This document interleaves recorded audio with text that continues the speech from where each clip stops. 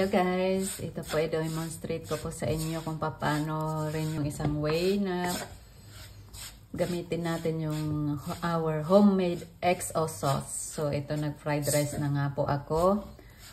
Nilagyan ko ito ng garlic and shallot. Hindi pa natin ito nilagyan ng mga seasoning. So ngayon, I grab this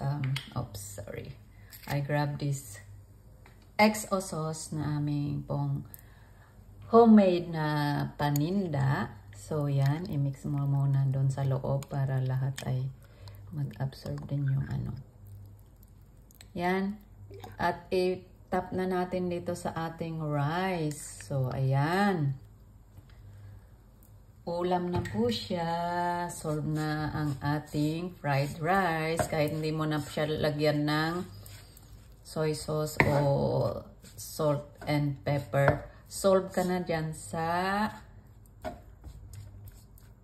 XO sauce. Kaya ano pang inaantay nyo? Grab yours now!